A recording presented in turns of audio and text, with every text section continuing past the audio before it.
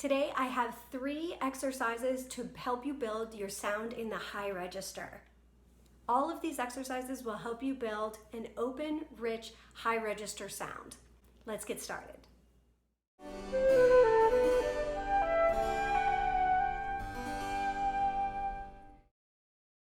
You can find a worksheet with all of the exercises described here in the description to this video. The first exercise here is just an ascending scale. You can do this in half steps, whole steps, or any other combination that you would like. The main idea here is that you want to make sure that as you ascend, that you do not get any tightness or tension in the sound. Always aim for a resonant, open sound. The 2 most important things to make this type of sound are to 1, make space in the lips for the sound. The aperture needs to be open. Your throat and chest also need to be open to make room for your tone to speak. Of course, the lips are going to want to close to get the airspeed to go faster, but we want to make as much resonance as possible by opening up inside our body, in our throat and in our chest, but also the lips have to allow that sound to come out. When the lips are too tight, this is when you hear that airy, pinched sound on the flute. And the second thing you need to keep in mind is the direction of the air. Just like I discussed in the low register video, you have to aim the air correctly in order for the flute to really resonate. In the case of the high register, I like to think of the air as rainbowing over top of your stand, or just simply raising it up higher than what you would do in the low register. Don't be afraid to experiment as you're playing this exercise to find new ways of finding that resonance. On the worksheet for this video, I've included some ideas to think about as you're practicing this exercise.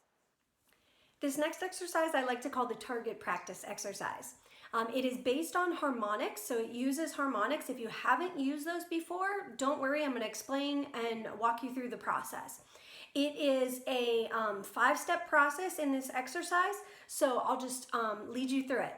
So as you can see in the handout, it begins on an A for my example. I think that this is a good note to start with, one, because it's sort of middle of the range or higher part of the low range, and then also because it overblows to a high E natural, which is a problem note on the flute. So it's a really good one to just have so that you can find that correct air placement for the high note. The basic idea for this exercise is that you want to find where the flute wants you to put the airstream. Okay, so our target really should be a pretty big target that's made by an open aperture, and it directs the air in the correct place to get these high notes to speak without putting a lot of force in the air, and certainly without squeezing the embouchure or the throat, keeping everything nice and open. So here we go. 5 steps in the process. Here's the first step. First, you're going to find your best, most open, resonant, low register sound.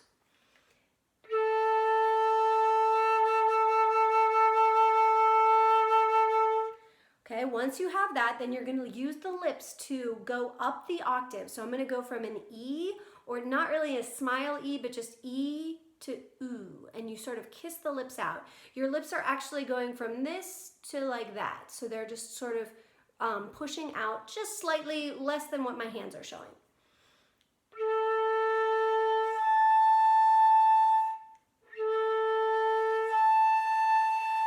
So I'm trying not to push any extra air. I'm just going into that ooh position, gently lifting up the airstream to get into that octave. Here it is again. Now I'm going to add to that and go up another 1/5 above that.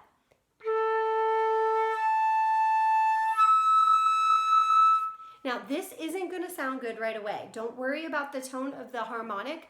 The harmonic wants to be flat, but we're not going to worry about that right now. What we're listening for is resonance in the sound, openness, and getting to that position, to that lip position, without any pushing any extra air.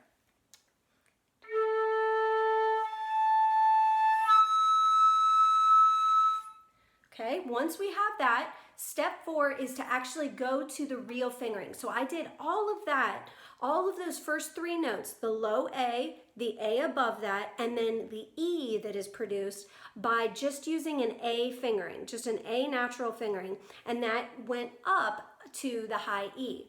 Now I'm going to put down the real high E fingering, 1, 2, 1, 2, to get that note out. So I'm going to go all the way from the bottom up to the top E using just my lips, and then I'm going to put down the real fingering.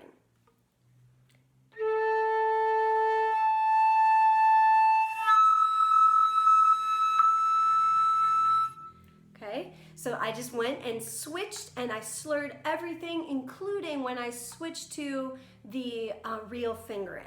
Okay, you want to keep the sound just as open when you go to the real fingering as you had with the harmonic. The 5th step in this process is to stop the sound and then restart the sound using the real fingering on that high E, and try and create that same open resonant sound that you had with the harmonic when you switched to the real fingering, and then this last step of trying to replicate that openness. So here's the whole exercise.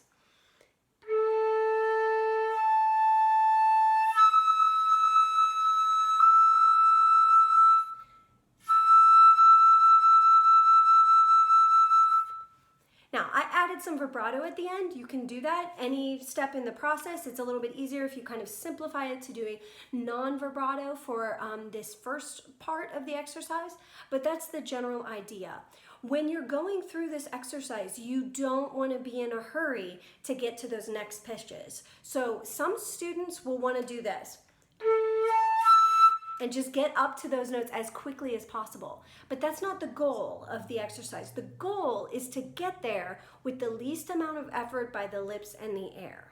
All right, so no extra air is used for this. You're just changing the air direction from a little bit lower to higher.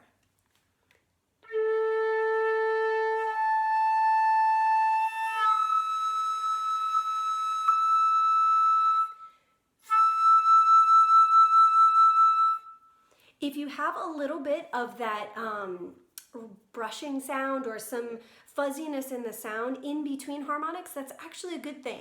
That means that you're not doing too much to get the next harmonic out. So you don't want to bump the sound or anything. If you get that kind of in-between sound there, that means you're being patient enough to wait for the sound to come out when it is. Just keep moving your lips forward, just little by little, to get that next partial out. Now, I have all of the partials written out that I would recommend that you do. This only has you going up the octave and then a 5th. Of course, it's possible to produce more partials than this. For example, if I start on a low D, you can get many more than that. Okay, so, but the problem is that when you go beyond those first 2 partials, it gets a little bit more resistance. And if you're working to get openness in the high register, you don't want to get resistance. So I would recommend that you do all of these listed. Once you get past D natural in the staff, that's when you're going to get really a lot of resistance going up to a high B flat. So I wouldn't recommend that, but if you can get this process and have your lips really find where these pitches are with an open sound, then it will go a long way to getting you the high register tone that you want. This final exercise is a great melody taken from the opera literature. I had the honor to play a principal flute in Gounod's Faust at Indiana when I was studying there, and I just loved playing this music. And so when I was going to work on this high register exercise video, I wanted a melody that would help students explore their high registers, and I just thought that this was a beautiful one. So I have transposed it into a lot of different keys, and the one challenging part about this is in between the 6th and the 7th measure, you have this. So I would just recommend that if you're playing this melody and you're finding that you are getting a more tight sound or pushed or forced sound on that higher note that starts the seventh measure, to work up to it, whether it's chromatically or with an arpeggio or just in a scale.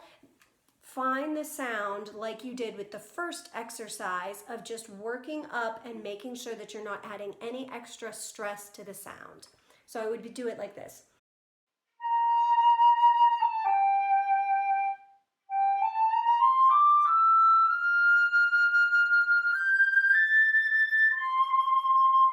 And then you can find that beautiful high register sound.